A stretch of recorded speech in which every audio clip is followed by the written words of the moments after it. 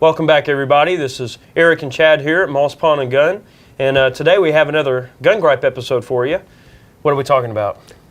Yet another piece of useless legislation from the wonderful state of California. California, huh? California. We must be talking about the body armor ban. We certainly are.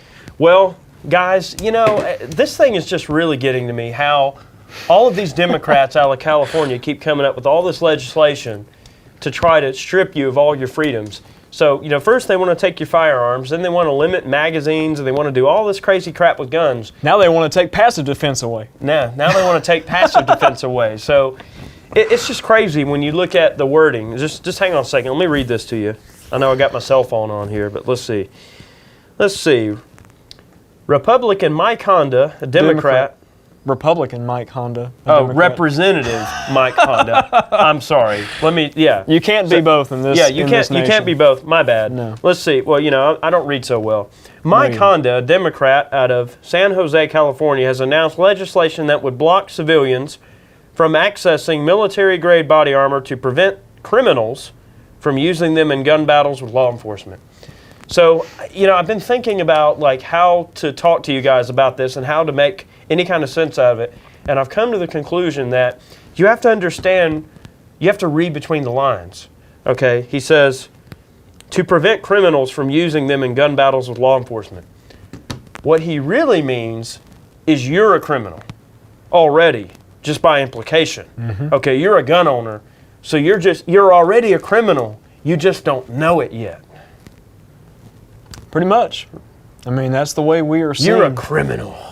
You just don't know it yet. Gun owners are the scum of the earth. We are the scum of the earth, and we are just waiting to get in a gun battle with law enforcement. I should say most of the liberal mindset, most of the progressives out there and the crazy ones, but we've got a lot of Democrat viewers that are gun owners that may have slightly different views than us, and we can respect that. Yeah, I mean, you can't draw the lines quite so starkly. No. I mean, I get that. A lot of moderates out there. The political parties seem to be blurring the lines more and more each day, which is kind of a scary thing. Sometimes it's pretty bad. Yeah, it can be. But anyway, guys, the whole body armor ban, you know, there's a certain, you know, list of body armor that they're really wanting to try to get banned. And of course, they're trying to deprive you of a passive way of defending yourself. Okay, so a soccer mom with a set of body armor on who's just scared, and say she's scared to death of a gun, and she just wants to wear body armor.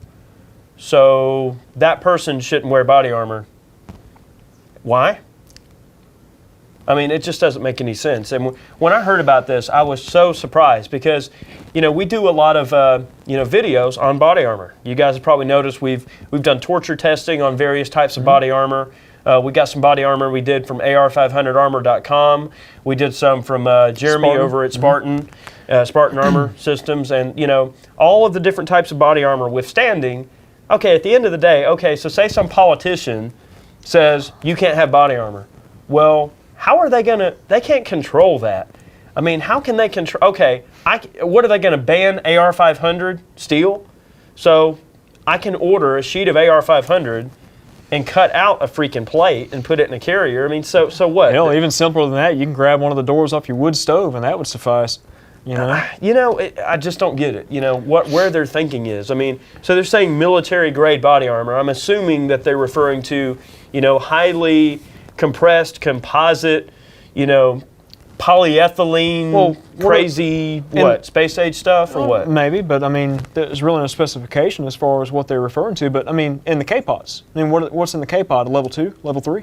Yeah, I mean K-pods aren't anything fancy. They're just Kevlar, pretty much, right? Yeah, I mean, you know, a K-pod, for instance, and you know, that's an old term, but now it's the Army combat helmet, or they call it something different. I still call it a K-pod. It's easier. Yeah, K-pod, but or you know, like in the old days, they call them brain buckets. Brain buckets, yeah. But you know, anyway, you know, originally, soldiers' body armor was meant to basically stop threats on the battlefield. Obviously, so if you were a soldier in, say, Vietnam, and you're wearing flak vests and a K-pod or something like that, you know, that body armor was designed to stop mainly shrapnel, maybe low-level pistol threats, but you know, soldiers really haven't had high-velocity threat stopping body armor until recently. Like, you know, when I deployed to Iraq, I had plates that were capable of taking 7.62 ball ammunition all day long. Pretty much like one shot, those solid ceramic plates back in your time. Correct. Yeah, I had solid ceramics, and they were actually telling us, you know, hey,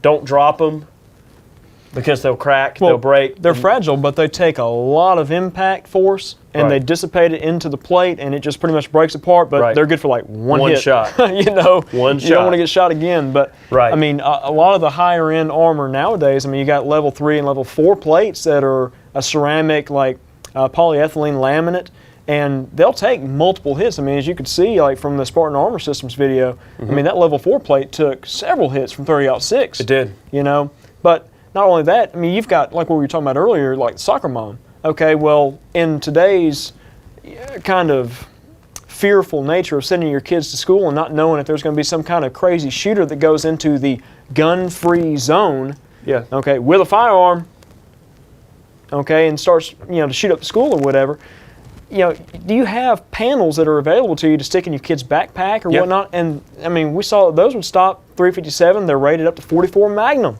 for God's sake.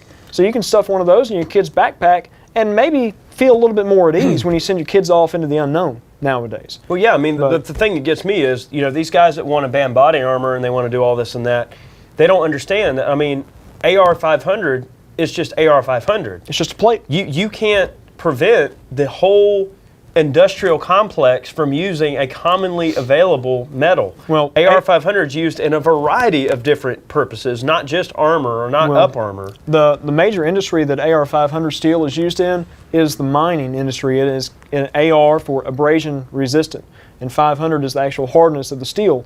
And what it's made for is you've got these big buckets that scoop up tons and tons of rock at a time.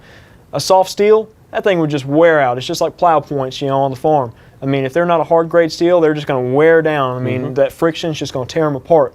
So, you know, it behooves somebody back in the day to say, well, hell, we need to shoot this stuff. It'd be great for a pistol target. Right. And that's what we use out there at the range. But what's to say somebody's can't just buy a D28 or a half-size D28 or whatever, or a round, and damn, hang it from their chest. Oh, they got some body armor. Or throw it in a carrier. Well, yeah, I mean, how are they going to ban that? You know? Well, and, you know, AR500armor.com, which is another, you know, company we've done reviews of their targets, they make an AR500 plate armor, and it works great. Yep.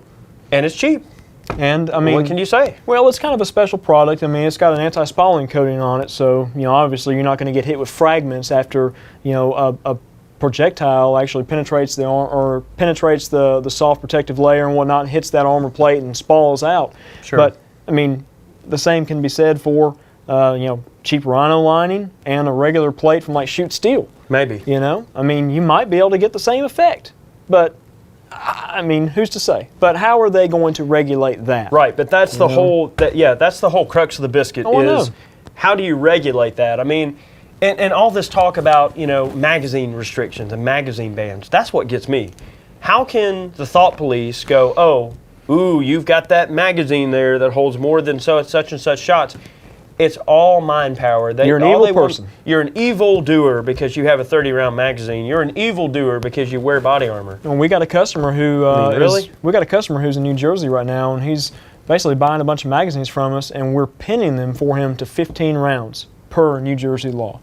I mean, that shit is just ridiculous. Pardon my French, but I know. You know, it really is. I know. I mean, but you know, we can only hope that, of course, if you're watching this video, we have to really keep an eye out for these kind of things. Now, is the body armor ban out of California, is it going to go anywhere? Probably not. Probably not, guys. But still, the whole point of this video and why we make these gun gripes on a regular basis is because we want to educate the populace on what we feel is a huge overstep of authority. And also, you have to really see where these people are thinking. I mean, somebody had to think of this idea. So it's not so much that the idea was thought of or that the legislation was proposed. It's why was it proposed? There's got to be a reason for everything. People don't do things for no reason. And I love the way they word it. You know, they want some representative to read through this thing. Okay, I mean, these people sometimes are very busy. All right, they read the first line. Okay, body armor, you know, for the prevention of criminal activity. Okay, yeah, sure, I'll sign off on that. Whatever. Yeah, sounds good. You know, I mean, who's to say it might get past committee or whatever the case may be, but I mean, it takes guys like you who are watching this video to contact your local representatives to make sure stuff like this doesn't come down the pipeline to everybody. And I would hope to say that, you know, most of the people that are watching these type of videos are a little bit more abreast of the political environment, what's going on out there, aside from some of the crap that's going on in the NFL right now, or whatever the case may be. Yeah. You know, there's a lot more important things to pay attention to, including this body armor ban if you are a firearms owner.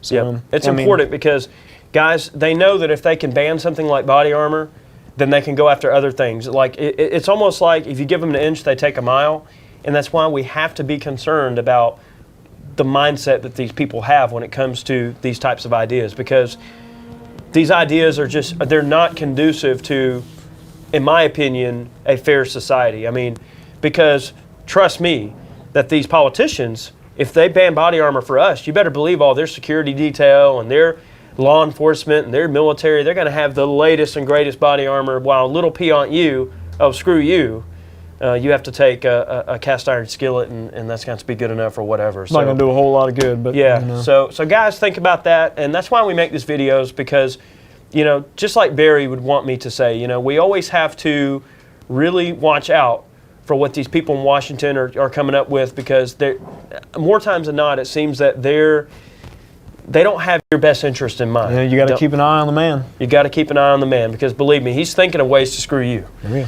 So, guys, we really appreciate you watching this video. I hate to get political too much with you guys, and we try to stay away from politics as much as we can. But when they involve our industry and, you know, our way of life in a lot of cases, yeah, and a sport that we enjoy, and our rights, then we get a little touchy about the subject. Yeah, it's important, guys. So we appreciate you watching today's video. We'll hope you join us for more. We have many more gun gripes on the way.